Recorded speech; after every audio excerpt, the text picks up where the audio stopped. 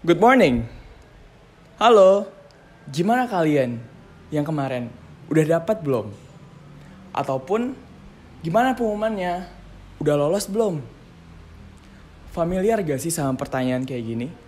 Nah, biasanya kita dapat pertanyaan kayak gini tuh ketika kita habis ngapain.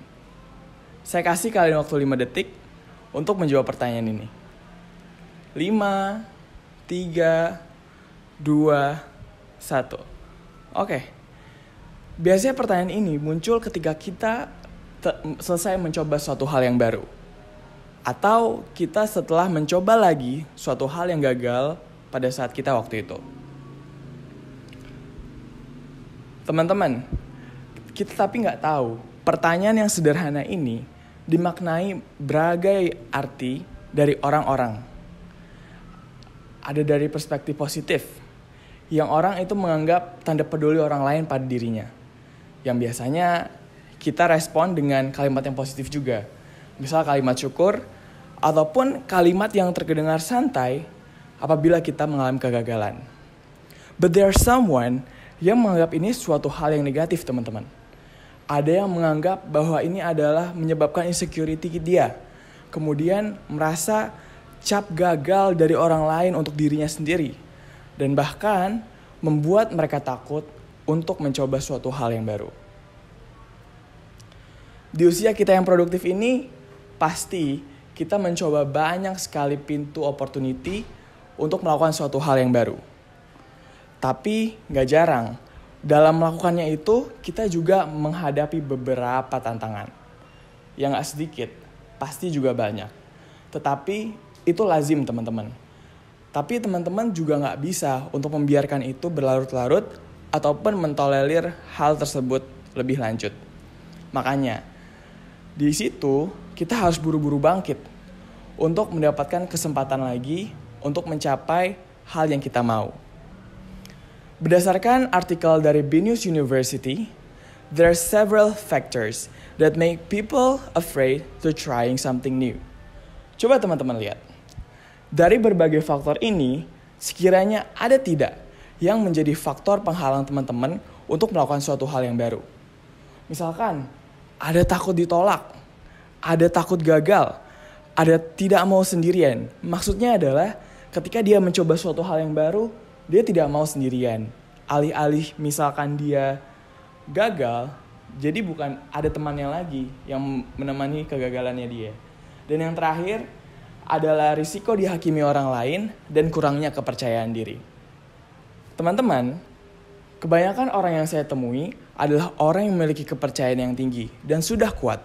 Tetapi, dia memiliki rasa takut untuk gagal dan dihakimi oleh orang lain sehingga dicap gagal dirinya sendiri.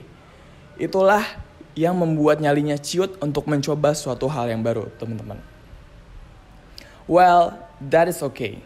I have been in that situation, guys. Well, the story started when I was in senior high school. Ketika itu, orang mengenal saya sebagai orang yang aktif, berprestasi, dan juga memiliki kepercayaan diri yang tinggi. Sehingga saya sering kali dipercaya untuk menjadi pembawa acara, menjadi speaker suatu acara untuk memberikan materi, dan juga sebagai presenter ketika saya lomba. Tapi ketakutan ini muncul ketika kita sudah mulai kelas 12, yang Dimas sudah berlomba-lomba untuk mencari universitas terbaik versinya masing-masing. Ketika itu sudah mulai untuk pembukaan hasil dari jalur undangan. Ada SNMPTN, ada SBMPTN, kemudian ada banyak sekali ya, ada ujian mandiri juga. Waktu itu ujian mandiri gelombang 1. And you know what? Tidak ada satupun hasil yang menyantol pada diri saya. Itulah mulai rasa kekhawatiran muncul pada diri saya. Tetapi ketika ada kesempatan untuk mencoba suatu hal lagi, yaitu adalah ujian gelombang mandiri 1, ujian mandiri gelombang 2. Walaupun saya sudah mencoba untuk mendaftar universitas swasta di Alam Sutera dan itu alhamdulillah keterima, tapi saya masih penasaran, apakah masih ada rezeki saya untuk mendapatkan di perguruan tinggi negeri. Akhirnya, saya beralih ke ujian gelombang mandiri kedua.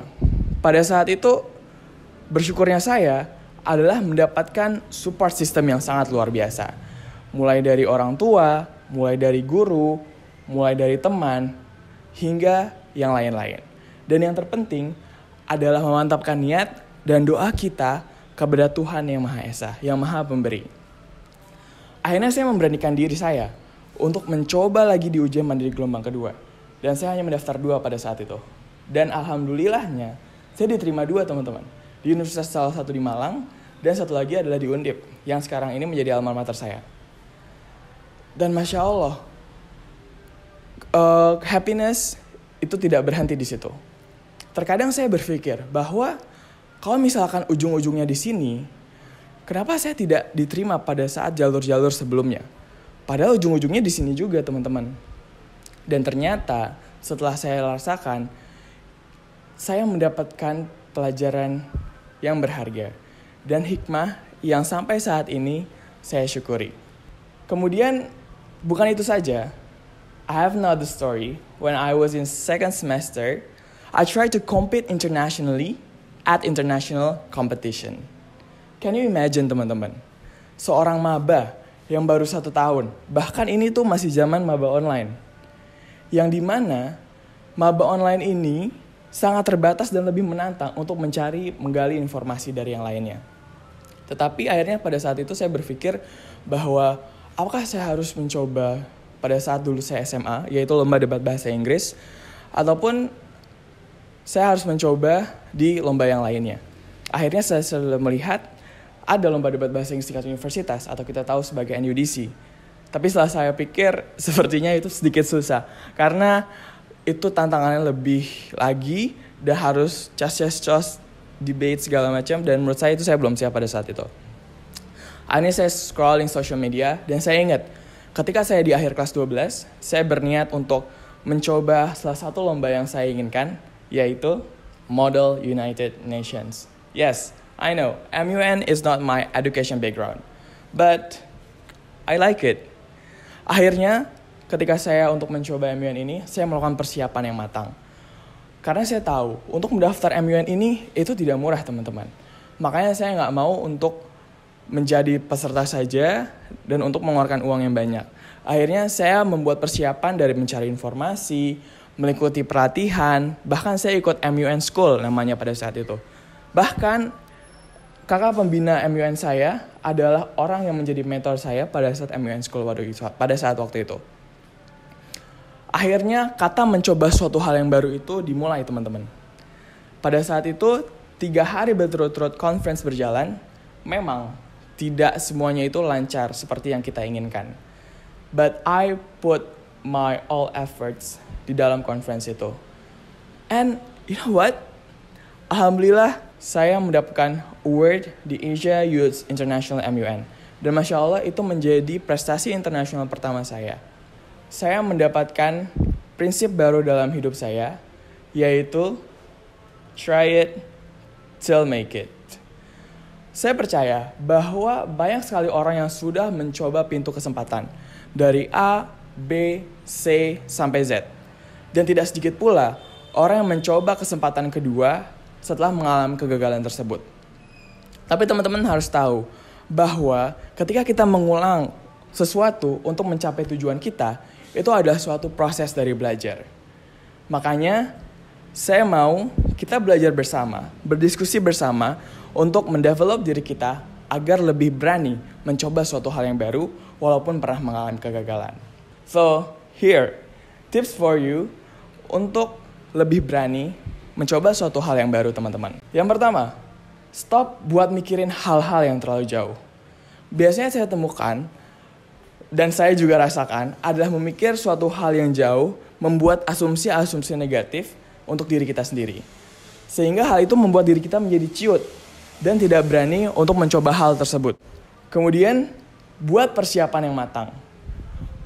Inilah teman-teman, untuk meminimalisir rasa takut kita harus memiliki persiapan yang kuat. Mau itu dari mencari informasi, membaca literatur, ataupun sharing dari awardee terdahulu. Sehingga ibaratnya nih teman-teman, kita tahu medan perang yang akan kita hadapi itu seperti apa. Sehingga kita bisa lebih mudah untuk mempersiapkan diri, seperti itu. Yang ketiga, selesaikan satu persatu. Setelah teman-teman confidence, setelah teman-teman melakukan persiapan secara matang, ada suatu hal yang penting adalah pelan-pelan dan mengerjakannya satu persatu dengan baik. Karena setelah teman-teman menghadapi suatu misalkan seleksi, pasti ada beberapa step. Dan tidak mungkin step itu kita tidak kerjakan dengan sempurna. So, ini sangat penting. Here's the key. Yang keempat, percaya bahwa apabila kamu mengalami kegagalan, itu adalah suatu proses dari belajar. Saya percaya bahwa kegagalan itu cukup menakutkan untuk kita yang mencoba suatu hal yang baru. Tetapi kita harus melihat dari sisi baiknya.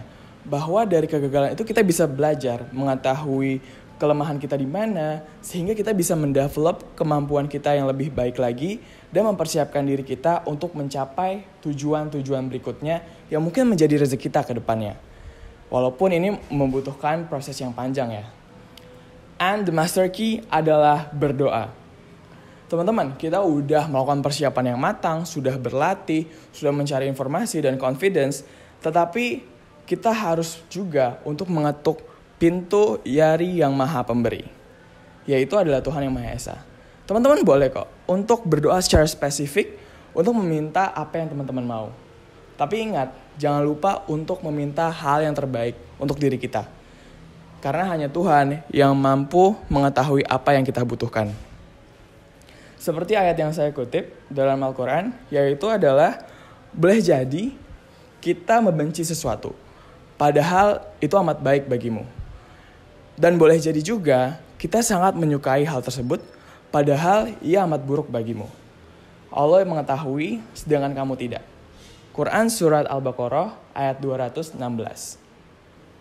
Teman-teman, setelah saya berhenti dari berbicara ini, saya mau menanamkan pesan bahwa teruslah berjuang, teruslah semangat, dan teruslah berdoa. Sehingga kita bisa mencapai tujuan kita masing-masing. Tujuannya belum tentu tujuan yang kita mau. Tapi bisa jadi tujuan yang kita dapatkan itu adalah tujuan terbaik yang diberikan oleh Tuhan kepada kita. So, akhir kata, terima kasih.